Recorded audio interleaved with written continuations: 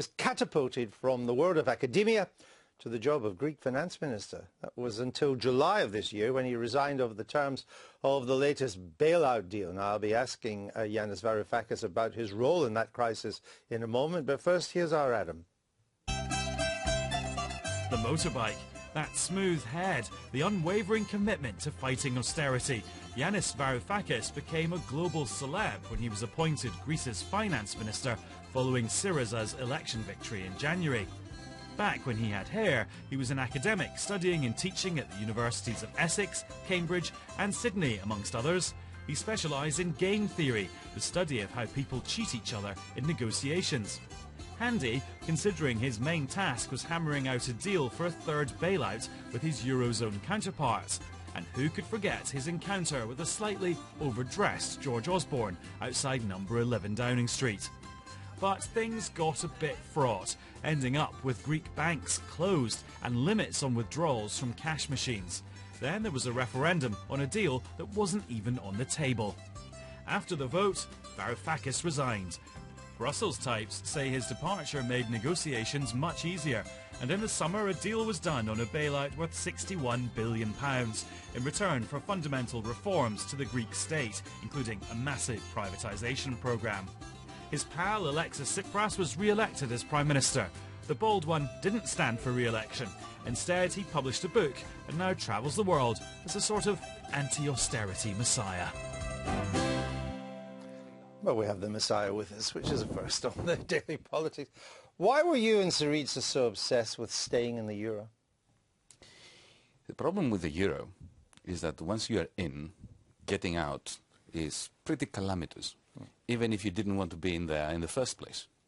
To put it very succinctly, Andrew, when Norman Lamont got you out of the ERM, and he did very well, and he sang in the bath and all that. Je ne regrette. What did he need to do? Just make a decision overnight. Just cut a peg, a connection between sterling and the Deutschmark, effectively.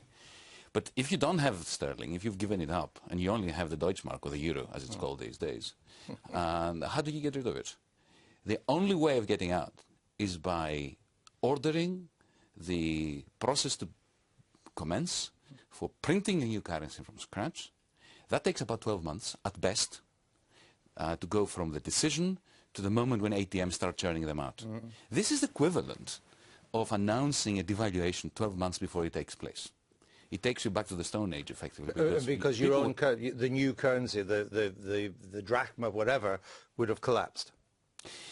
No, because what happens is that you don't have the new currency for a long time after the decision to have it. Could you just have stamped a D on all the euros? Yes, you could. You could do that. But then think about this, the great conundrum. Firstly, you have euros that are becoming suddenly foreign currency. They become your foreign currency reserves, and you destroy them by stamping them.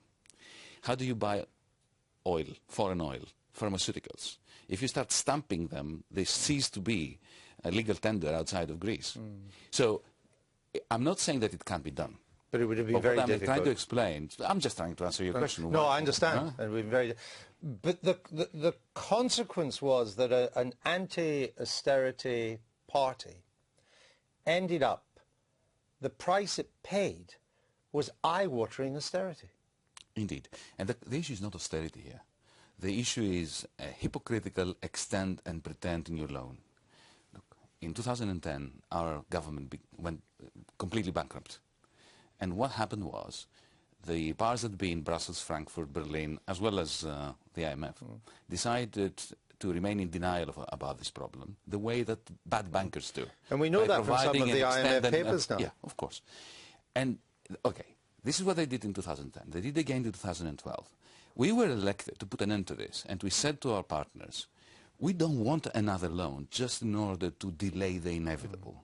Let's agree on a package of reforms, a serious debt restructure that minimizes the losses to our creditors in the long term, and let's get down to work. And they just didn't want to discuss this at all because of petty politicking in the context of the European Union. And I was not going to sign another extend and pretend deal. And that's why you resigned? Indeed. Were there any Eurozone finance ministers sympathetic to what you were saying? We have to make a very sharp distinction here between the personal and the collective. So you get one picture, one view when you talk to people behind closed doors, when the microphones are switched off, and you get a completely different, believe me, an utterly different view when the Eurogroup meets. This disconnect between genuine exchanges, genuine views, and the collective voice of a European Union in deep denial is the reason why Europe is the sick man of the global economy, why we're dragging, we Europeans, continental Europeans, we're dragging down the rest of the world, creating problems for China, creating serious impediments to Janet Yellen's attempts to extricate herself the US Federal Reserve. from quantitative easing. Latin America is suffering, and I think Britain is suffering as well. Did Mr. Tsipras try to talk you out of resigning, or had he thought you'd become a liability? At one stage he's quoted as saying Varoufakis was talking but nobody paid any attention to him. He said they'd switched off, they didn't listen to what he was saying. It is true. This is around the 25th of June. Yes. But let me tell you why. Because my position, as I said to you just a moment ago, was always that I'm not going to sign on the dotted line of an agreement which fails to place a serious discussion about the debt restructuring first, a decent, sensible fiscal policy immediately second, and a series of reforms that are therapeutic and not toxic third. By that stage, my Prime Minister and some of my colleagues had already yielded on these.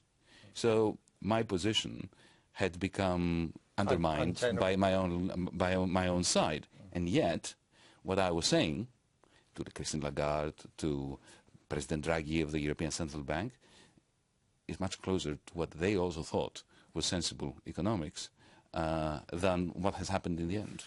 I wonder what the future of anti-austerity of your position is, because we've had two major governments elected in Europe on anti-austerity tickets. The French government, the socialist government before you, and then your party in Athens. And both, in the end, executed massive U-turns. Of course. What does that tell us? It tells us that the Eurozone is a democracy-free zone, the result of which is that there is a complete lack of a sensible macroeconomic conversation. And instead of that sensible macroeconomic conversation about the genuinely macroeconomic problem, what you have is a repeated incantation of the rules. Rules that have failed. So in the name of remaining faithful to rules that have failed, what is happening is that there is a power play, power politics 19th century style, that use brute force in order to create under sort of the radar of public opinion, new rules and new interpretations of rules, totally outside the political democratic process. But may I just make one point? The issue is not austerity. The issue was never austerity.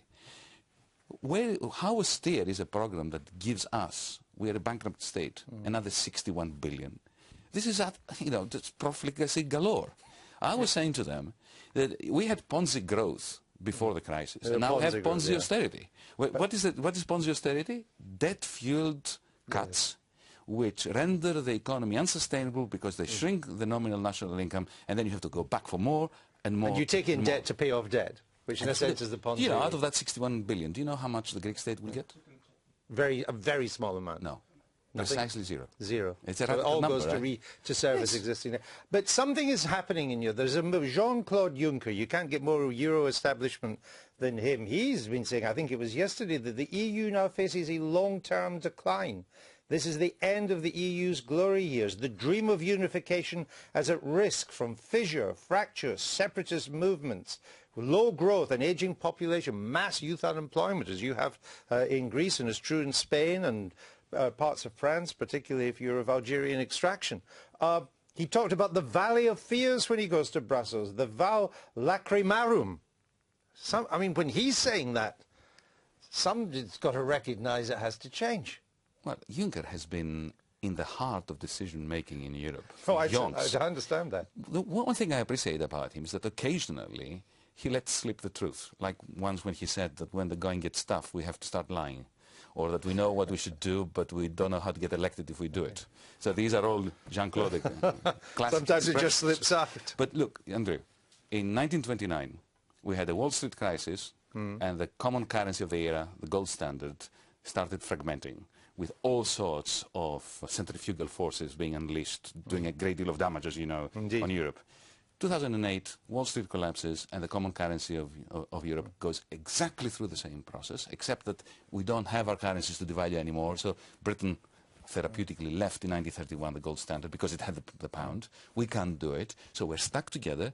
And because we're stuck together, all the pressures of the faulty architecture of the Eurozone convert themselves into political tensions, into proud nations hating one another, the Germans hating the Greeks hating the Germans, when the reality is that we should be getting together through consolidation, but we don't have a forum in which to have a sensible conversation about any of this. Final question, for bringing you back to this country. Mr. Corbyn, leading the Labour Party, has decided to make, he calls it anti-austerity, so I'll use that phrase, anti-austerity as a kind of hallmark now of Labour's economic policy, to differentiate it not just from the government, but even from Mr. Brown and then Mr. Miliband. Given the difficulties that have been faced that we've been talking about, what advice? I think he's asked for your advice. Are you giving him some advice on this? We are in conversation with the Labour Party, with the Corbynistas. So what are you saying? My advice is to shift away from the narrative of austerity, pro-austerity, anti-austerity. Austerity is not the issue. Osborne tried a little bit of austerity. I know we Greeks are the champions of austerity. What you tried out here was a very small amount of austerity. Compared to what Greece has gone through. It didn't work, and Osborne stopped it.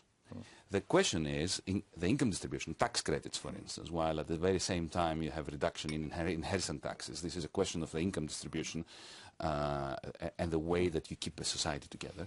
But the most important thing for the Labour Party is an investment policy that combines monetary policy with some investment bank, a new version of the postal savings, the post office savings and investment bank. Corbyn has to revive the Harold Wilson strategy of the 60s of reinventing labour's values in the context of a technologically driven investment program, the white heat of technology. Which was Harold Wilson's famous phrase at the Labour Today conference. should be the cool breeze of decentralized green technologies, and until and unless the left in this country manages to combine its collective values with an investment plan for boosting these technological innovations and bringing into the labour fold and into politics all these youngsters who don't care about you, me, Corbyn, Cameron, I think Britain will have failed, and the Labour Party will not have been revived. And when you speak to Mr. Corbyn and the Labour Party, and Mr. MacDonald, the Shadow Chancellor, and say things like that, do you get the feeling that they know what you're talking about? Yes, Are you pushing at an open door? Yes, I'm pushing at an open door, but they need more time to get their act together. They were just propelled onto the limelight like we were. Yes. Very suddenly, they didn't even expect it themselves. So I think that they need to be given some to think credit it through. Time, but they should concentrate on that. They concentrate on getting Britain back into being a technological innovator. Just to bring you back finally to Greece, what will happen to Greece now? Because the bailout has resolved none of the fundamental issues. It has actually accentuated. And the economy, I see, is still scheduled to lose more GDP next year. What will happen? What happens to the group? Let me give you an example. I'm a left-winger. You're more on the other side of politics from what I gather all those years watching. Sometimes you can get a false impression. I don't know. For me too. But let me give you one example where I don't think we can ever disagree on how catastrophic this is. In the month of November, all businesses in Greece, from large businesses to single-person, tiny, pipsqueak companies, will have to prepay their taxes for 2016 this November. Did you get that? Yes, prepay in advance before they've earned the money. 100% of it. Before the, Yeah? 100%. In a country where the banking system doesn't work, so you can't even get a loan.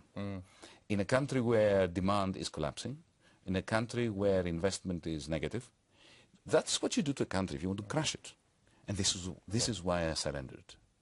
And, well, actually, not to surrender. I resigned because I didn't want to surrender to this kind of logic. Because, you know, what was this bailout agreement? It was simply an attempt to humiliate the government for the purposes of winning some political points in Spain, in Ireland, in Portugal. Interesting. Okay, thank you for that.